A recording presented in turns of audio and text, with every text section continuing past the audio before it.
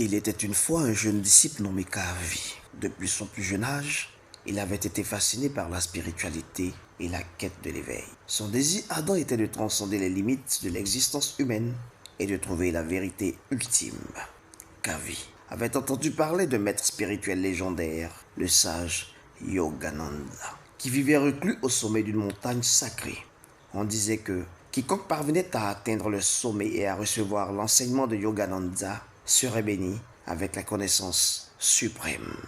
Sans hésiter, Kavi quitta sa famille, ses amis et sa vie confortable pour entreprendre le périlleux voyage vers la montagne.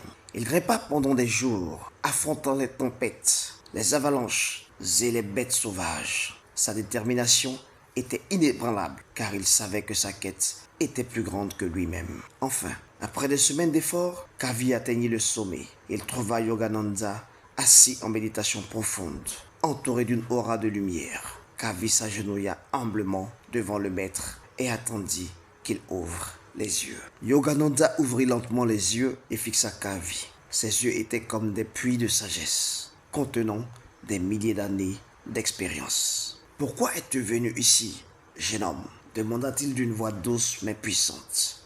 Kavi raconta son désir d'atteindre l'éveil spirituel, sa quête de vérité et sa recherche de sens dans la vie. Yogananda écouta attentivement, puis sourit. « Tu as montré une grande détermination, Kavi. Maintenant, la vérité ne peut pas être donnée. Elle doit être réalisée. Es-tu prêt à tout sacrifier pour cela ?» Kavi hocha la tête. « Oui, maître, je suis prêt à tout. » Yogananda se leva et tendit la main vers Kavi. « Alors suis-moi. » Ils marchaient ensemble jusqu'à un précipice au bord de la montagne. En bas, les nuages formaient un océan blanc sans fin. « Vois-tu ces nuages, Kavi ?» demanda Yogananda. Kavi acquiesça. « Ils sont comme les illusions de la vie. Tout ce que tu as connu jusqu'à présent n'est qu'une illusion. Pour atteindre l'éveil, tu dois te libérer de ces illusions. » Yogananda se tourna vers Kavi et le regarda intensément. « Es-tu prêt à te sacrifier pour la vérité ?»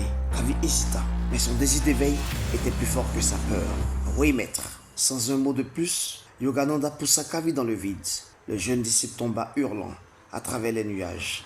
Il ferma les yeux et se prépara à la mort. Mais au lieu de s'écraser sur le sol contre le sol, Kavi se retrouva dans un état de conscience différent. Il flottait dans un espace sans limite, où le temps et l'espace n'avaient plus de sens. Il avait transcendé son corps, son esprit et son ego. C'était donc là que Kavi réalisa la vérité. L'éveil n'était pas une destination, mais un état d'être. Il avait sacrifié son ancienne identité pour découvrir sa vraie nature. Et quelque part, dans le lointain, Yogananda